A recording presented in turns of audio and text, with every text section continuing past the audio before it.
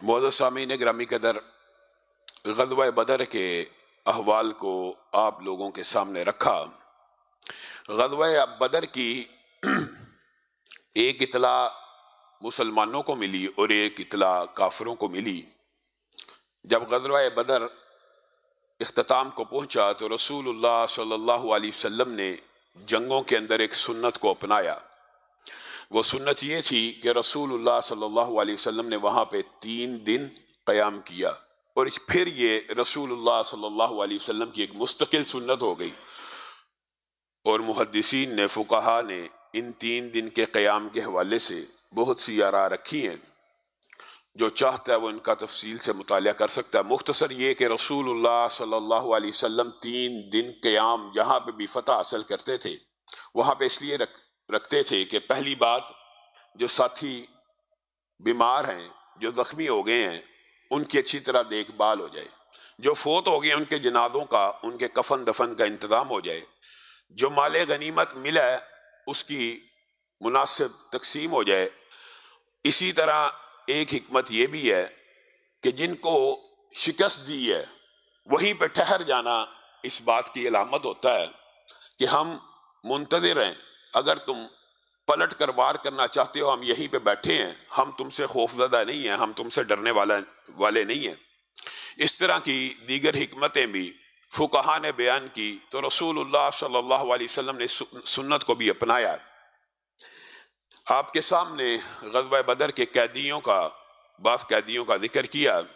اب یہ معاملات تو ادھر چل رہے ہیں، اور ادھر مکہ مکرمہ میں سب سے پہلی اطلاع غزوہ بدر میں شکست کی ابن عبداللہ الخزاعی نے جا کے دی، اور وہ اونٹ کو خانہ کعبہ کے قریب، بیت اللہ کے قریب باندھتا ہے، اور عجیب و غریب انداز میں، مرثیے کے نوحے کے انداز میں عتبہ مارا گیا، شیبہ مارا گیا، ابو جہل مارا گیا، ولید مارا گیا، امیہ بن خلف مارا گیا۔ اب مکہ کے لوگ اپنے ان سرداروں کے نام سن رہے ہیں اور کہہ رہے ہیں یہ کوئی پاگل ہے، یہ کوئی خپتی ہے، یہ کوئی مجنون آدمی آ گیا ہے۔ صفوان بن امیہ جنہوں نے ابھی اسلام کو قبول نہیں کیا، خانہ کعبہ حتیم کے قریب بیٹھے ہیں، کہنے لگے اس سے پوچھ، امیہ کے بارے میں بھی کہتا مارے گئے ہیں، یہ جو صفوان ہے کیا یہ بھی مارا گیا؟ اگر یہ کہے گا مارا گیا ہے تو ہم سمجھ لیں گے کہ اس کی عقل کے اوپر نشے نے غلبہ کیا ہے یا محبوط الحواس ہو گیا ہے۔ انہوں نے کہا صفوان کا کیا بنا؟ کہا صفوان کا کیا پوچھتے ہو، وہ تو سامنے بیٹھا ہے۔ یہ بات سن کے پورے قریش مکہ کے اوپر سکتہ طاری ہو گیا، ایک عجیب سی کیفیت یقین نہ آنے والی۔ اتنی دیر میں دیگر رؤساء اور سردار بھی آ رہے ہیں۔ باب یہ بھی طویل ہے، مختصر کر کے آپ کے سامنے رکھتا ہوں۔ ابو سفیان بھی آئے، ابھی انہوں نے بھی اسلام کو قبول نہیں کیا ہوا۔ ابو لہب کہنے لگا یہ جو میرا بھتیجا آ رہا ہے نا، یہ اس سے صحیح انفارمیشن ملے گی، سچی بات تو یہ بتلائے گا کہ اصل میں ہوا کیا۔ ابو لہب نے ابو سفیان کو قریب بلا کے پوچھا بھتیجے یہ جو خبریں آ رہی ہیں کیا یہ درست ہیں؟ ابو سفیان کہنے لگے ابو لہب کیا بات کرتے ہو، خبریں تو ایسی عجیب ہیں کہ تم حیران رہ جاؤ۔ جنگ ہونا، مقابلہ ہونا تو عجیب بات ہے، اچنبے کی بات ہے۔ ابھی جنگ شروع ہوئی تھی اور مسلمان جیسے چاہتے تھے ہمیں مارتے تھے، اور میں اپنے ساتھیوں کی بہادری کے اوپر کوئی گلہ اور شکوہ نہیں کرتا۔ ہمارے مد مقابل کچھ ایسے لوگ آسمان سے اترے تھے جنہوں نے سفید رنگ کے کپڑے پہنے ہوئے تھے، چتکبرے گھوڑے ان کے پاس تھے۔ یہ ابو سفیان ایک مرتبہ پہلے بھی آپ کے سامنے ان کا واقعہ رکھا کہ ابھی اسلام قبول نہیں کیا، سچ بولتے تھے، سچے تھے۔ اس کے سامنے بھی جب ہجرت ہوئی وہاں پہ بھی سچ بولا، یہاں پہ بھی ابو لہب سے سچ بول رہے ہیں۔ عجیب و غریب مخلوق آسمان سے نازل ہوئی، جیسے چاہتی تھی باندھ کر پکڑ کر۔ میں اپنے ساتھیوں کی بہادری کے اوپر کوئی شک و شبہ نہیں کرتا۔ ابو رافع وہ غلام جن کو رسول اللہ صلی اللہ علیہ وسلم نے آزاد کیا تھا، اس وقت آپ کو پتہ ہے وہ ادھر ہی تھے، اور ابو لہب کو جب یہ واقعہ جناب ابو سفیان سنا رہے ہیں، اچانک پردے کی اوٹ سے کہنے لگے اللہ کی قسم وہ آسمان سے نازل ہونے والے فرشتے تھے جو تمہیں قتل کر رہے تھے۔ ابو لہب کے دل کو چوٹ پہنچی اور اس نے ابو رافع کو نیچے گرایا کشتی کے اندر۔ وہ مضبوط طاقتور رسول اللہ صلی اللہ علیہ وسلم کا یہ چچا بڑا مضبوط طاقتور تھا، اور اس نے ابو رافع کو زمین پہ گرایا، اس کو زد و کوب کیا۔ تو ام فضل نے اپنا لکڑی کا ڈنڈا اٹھایا اور ابو لہب کے سر کے اوپر دے مارا کہ اگر میرا خامند موجود نہیں ہے تو کیا سمجھے گا کہ اس کے غلاموں کے اوپر تو ظلم کرے گا؟ ایسا نہیں ہو سکتا۔ یہ خبر اتنی سنگین تھی، محدثین مورخین نے لکھا ہے قریش مکہ کے لیے کہ ابو لہب اس خبر کے سننے کے بعد 7 دن کے اندر اندر مر گیا، صرف خبر کے سننے کے بعد۔ اللہ تعالیٰ نے ایک پھوڑا طاعون نما اس کو نکالا تھا، پہلی لاٹھی ام فضل نے سر پر ماری، دماغ ٹھکانے آ گیا، اتنے غم میں مبتلا ہوا، وہ سارے دوست ساتھی مارے گئے۔ یہ خود آپ کو پتا جنگ بدر میں ایک وجہ سے شرکت نہیں کر سکا تھا، لیکن اس نے اپنے بدلے میں ایک بندہ بھی بھیجا تھا۔ مختصر یہ کہ پہلی بات جیسے ہی خبر پہنچی ابو لہب نے سنی، 7 دن کے اندر اندر مارا گیا۔ اور وہاں پہ مدینہ کے اندر بھی ایک عجیب بات ہوئی، ادھر ابو لہب 7 دن اس خبر کو برداشت نہ کر سکا، ادھر عبداللہ ابن ابی جو آج تک اعلانیہ اسلام قبول نہیں تھا کرتا، جیسے یہ خبر سنی اسلام کو قبول کر لیا۔ یہ ایک لمبا چوڑا باب ہے، وقت آئے گا انشاءاللہ اس حوالے سے بھی اگر وقت ملا آپ کے سامنے رکھیں گے۔ تو مسلمانوں کے یہ 2 دشمن، ایک نے ظاہری طور پہ اسلام قبول کر لیا اور ایک بدر میں قتل نہ ہونے کے باوجود اللہ کے ہاتھوں قتل ہو گیا۔ اب صفوان بن امیہ، آپ بتائیں اس کا والد، اس وقت انہوں نے ابھی اسلام قبول نہیں تھا کیا، امیہ بن خلف مارا گیا، ولید مارا گیا۔ صفوان ایک مرتبہ خانہ کعبہ میں بیٹھا ہوا ہے، یہ انہی دنوں کی بات ہے، عمیر بن وہب کے ساتھ گفتگو کر رہا ہے، اور عمیر بن وہب انہوں نے بھی ابھی اسلام کو قبول نہیں کیا، اور آپ کو پتہ یہ قریش کے اندر بڑے ایک لقب سے مشہور تھے کہ جس کو ہم سمجھتے ہیں کہ صحابہ کے بارے میں چاہے قبل الاسلام ہو ایسی بات نہیں کہنی چاہیے، یعنی بہت زیادہ مشہور تھے کہ شاطر ہیں، تیز ہیں، اور یہی ہیں وہ جنہوں نے آپ کے علم میں ہوگا کہ بدر کے شرکاء کی تعداد قریش مکہ کو بتائی تھی، اور خود بھی بدر کے مارکے میں شریک ہوئے تھے۔ صفوان ان سے کہنے لگا اب جینے کا کیا مزہ، باپ بھی مارا گیا، بھائی بھی دنیا سے چلا گیا، وہ جو ساتھی تھے، وہ جو مجلسیں تھیں، وہ جو یہاں پہ لگا کرتی تھیں، عتبہ، شیبہ، ابو جہل، اب جینے کا کوئی لطف نہیں رہا، زندگی بیکار سی محسوس ہوتی ہے، اور دل میں انتقام ہے، انتقام کی آگ جل رہی ہے۔ عمیر بن وہب نے اسی وقت موقع غنیمت جانا اور کہنے لگے کہ صفوان، یہ جو آگ ہے اس کو میں ٹھنڈا کر سکتا ہوں، لیکن میرے پاس وسائل موجود نہیں ہیں۔ اگر مجھے اپنے بیوی بچوں کے فقر و فاقے کا اندیشہ نہ ہو، اور وہ جو قرضے میں نے لوگوں کے ادا کرنے ہیں اگر مجھے ان کا ڈر نہ ہو، تو نعوذ باللہ ثم نعوذ باللہ میں محمد صلی اللہ علیہ وسلم کا سر قلم کر سکتا ہوں۔ صفوان نے کہا کیا تو سچ کہتا ہے؟ کہا میرے پاس مدینہ جانے کی ایک وجہ ہے، میرا اپنا بیٹا وہب بھی، ان کا بیٹا وہب بھی بدر کے قیدیوں میں شامل تھا، میں اس کو چھڑانے کے لیے جاؤں گا، لوگ جا رہے ہیں قیدیوں کو چھڑا کے لا رہے ہیں، میں بھی جاؤں گا قیدیوں کو چھڑانے کے لیے، جب موقع پاؤں گا معاذ اللہ ثم معاذ اللہ رسول اللہ صلی اللہ علیہ وسلم پہ حملہ کر دوں گا، تیرے کلیجے کو ٹھنڈا کر دوں گا۔ معاہدہ خانہ کعبہ خطیم کے اندر بیٹھ کے طے پا رہا ہے اور ایک دوسرے کے ساتھ پیکٹ کر رہے ہیں۔ صفوان کہنے لگا آج کے بعد تیرا سارا قرضہ میرے ذمے ہے، جو میرے بیوی بچے کھائیں گے تیرے بیوی بچے کھائیں گے، جو میرے بیوی بچے پہنیں گے تیرے بیوی بچے پہنیں گے، بتا کیا کرنا ہے؟ تلوار لایا، زہر کے اندر پوری کی پوری تلوار کو آلودہ کیا، اور صفوان کو کہنے لگا راز میں یہ بات رکھی، میں جاتا ہوں۔ عمیر بن وہب وہاں سے نکلے اور اپنے منصوبے کے اوپر عمل درآمد کرنے کے لیے مدینہ میں پہنچے۔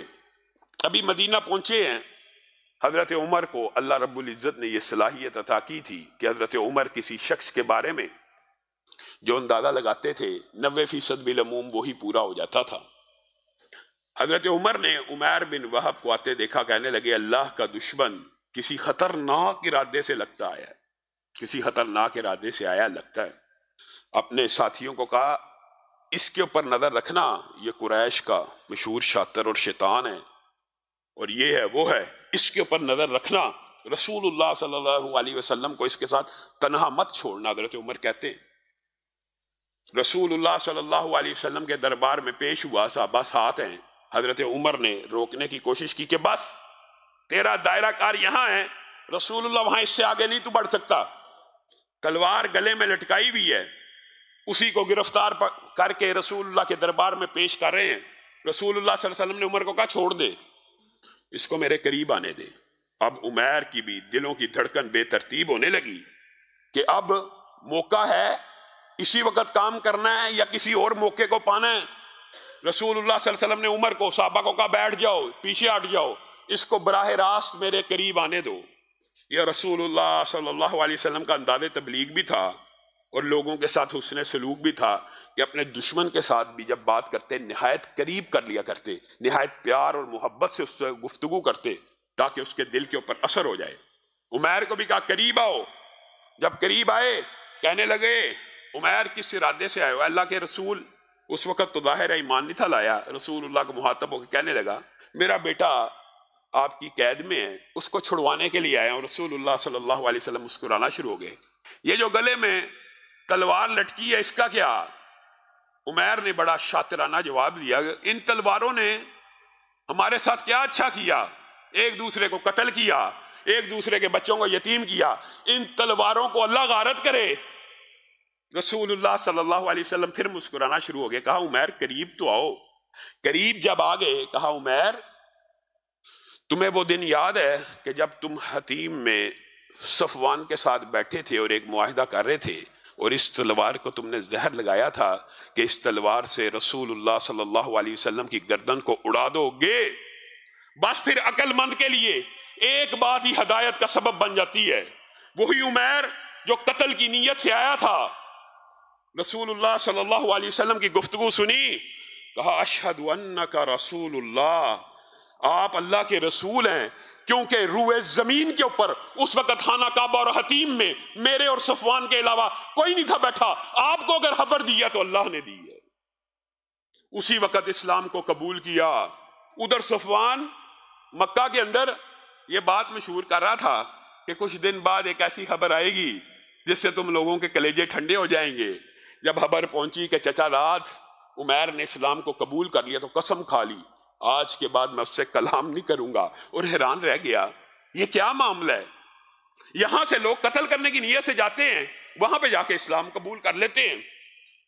خیر بات آئی ہے تو یہ بات بھی مکمل کرتا ہوں. یہ وہی صفوان ہیں کہ جنہوں نے، آپ کو پتا فتح مکہ کے اوپر چند سرداروں نے فتح مکہ کے اوپر لشکر سے مقابلہ کیا تھا. اس میں اکرمہ بن ابی جہل اور صفوان بھی شامل تھے اور بعض چند اور قریش مکہ کے سردار تھے. والد اور بھائی جنگ بدر میں مارے گئے تھے، انتقام کی آگ تھی. لیکن جب فتح مکہ کے اوپر شکست وعدے دیکھ لی تو یہ بھی اکرمہ کی طرح یہ بھی بھاگ گئے اور انہوں نے بھاگ کے جدہ میں پناہ لی اور کوشش یہ تھی کہ جو کوئی کشتی آئے گی اس پہ سوار ہو کے جزیرۃ العرب ہی کو چھوڑ دوں گا. اب میرا انجام تو بہت برا ہوگا. ادھر عمیر، اس موقع کے اوپر صفوان کی بات آئی ہے تو اس بات کو مکمل کر رہا ہوں. اس موقع کے اوپر عمیر رسول اللہ صلی اللہ علیہ وسلم کی خدمت میں حاضر ہوئے اور کہنے لگے اتنے بڑے بڑے دشمنوں کو امان مل گئی، اتنے بڑے بڑے دشمنوں کو آپ نے امان دے دی. اور امان کا مطلب یاد رکھیے یہ نہیں ہوتا کہ کوئی اسلام قبول کرے تو اس کی جان بخشی جائے. پہلے بھی آپ کے سامنے رکھا تھا، امان کا مطلب ہوتا تیری جان بخش دی، چاہے تو اسلام قبول کر یا نہ کر تیری جان کو بخش دیا گیا. اب آپ کو پتا یہ ساری زندگی مسلمانوں کے خلاف جنگیں لڑنے والے سردار تھے. عمیر رسول اللہ صلی اللہ علیہ وسلم کی بارگاہ میں آئے، کہنے لگے ہر دشمن کو، ہر مخالف کو آپ کے سایہ رحمت میں جگہ مل گئی، کیا صفوان کو امان نہیں مل سکتی؟ عمیر تو چاہتا ہے صفوان کو امان مل جائے؟ ہاں میں چاہتا ہوں، میرا چچا داد ہے، میرا بھی رشتہ دار ہے، سارا قریش ہمارا رشتہ دار ہے، جہاں پہ اتنی عزت اکرام اپنے قبیلے کو مل رہا ہے، صفوان کو بھی امان دے دیجئے. جا عمیر، تو نے مانگی میں نے عطا کی. اللہ کے رسول صفوان کیسے مانے گا؟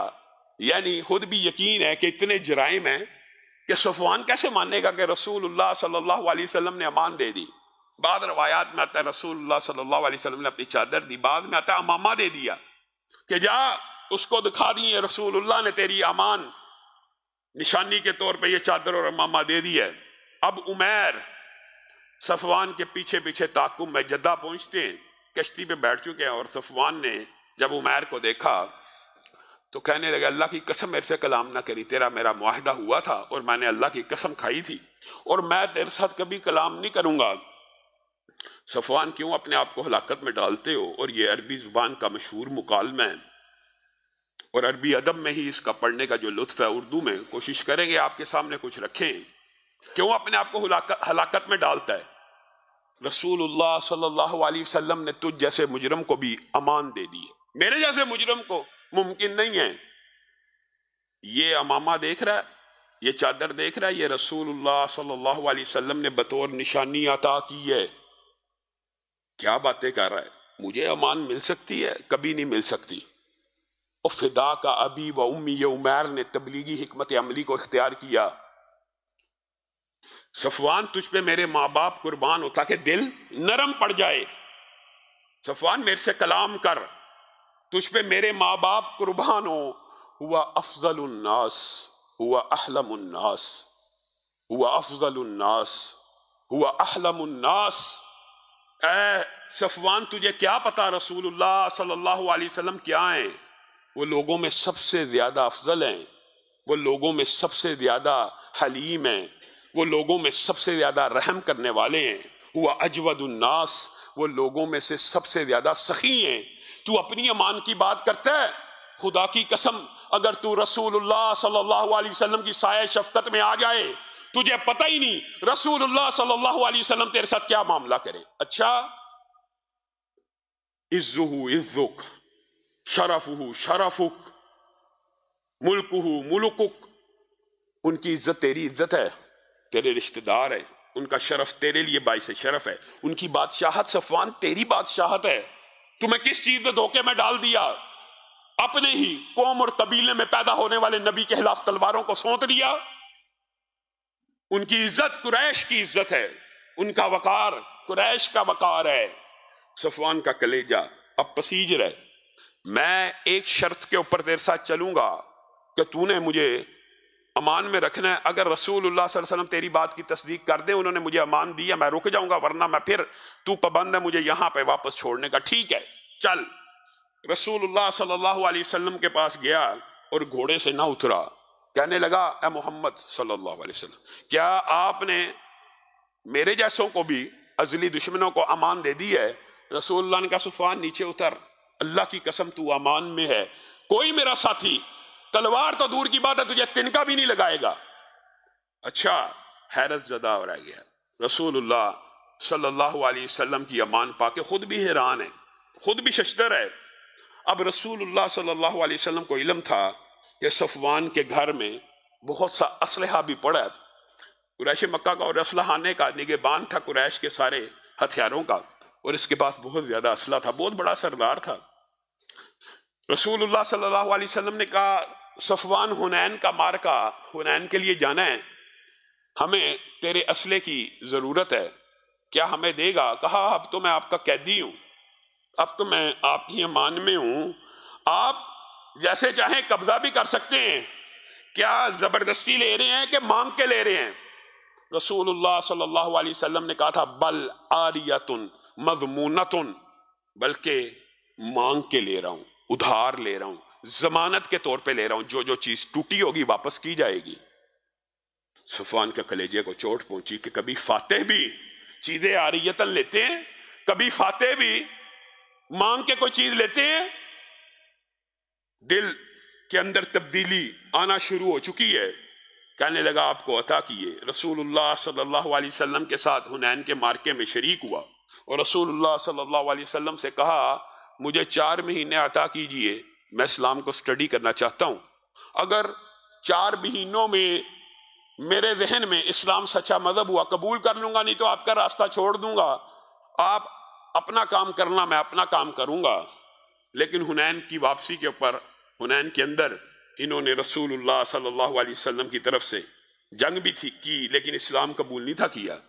حنین کے مارکے سے واپس آئے، صفوان خود بیان کرتے ہیں، میں بطور مسلم تو حنین میں شامل نہیں تھا ہوا، لیکن رسول اللہ صلی اللہ علیہ وسلم نے مجھے اتنا عطا کیا، ایک ایک لمحے کے اوپر، ایک ایک میل کے اوپر، ایک ایک سفر کے اوپر، ہر لحظہ، ہر آن مجھے اتنا دیا کہ میرے دل سے نفرت، بغض، حسد کی ایک ایک دیوار ٹوٹتی چلی گئی۔ وہ جو 4 مہینے کا میں نے محمد الرسول اللہ صلی اللہ علیہ وسلم سے ٹائم مقرر کیا تھا، صرف 3 ہفتے نہیں تھے گزرے، میں نے رسول اللہ کے سامنے، ان کے دربار میں، ان کے سامنے بیٹھ کے کہا تھا، اشہد انک رسول اللہ، اے اللہ کے رسول، آپ یقیناً اللہ ہی کے رسول ہیں۔ یہ اخلاق، یہ معاملات، یہ حسن تعامل آپ کے علاوہ کوئی نہیں کر سکتا۔ یہ وہی صفوان ہیں کہ پھر جن کے خاندان کے اندر عظمتوں کی داستان ہے۔ میرے بھائیوں، آپ کو کچھ لوگوں نے گمراہ کیا ہوا،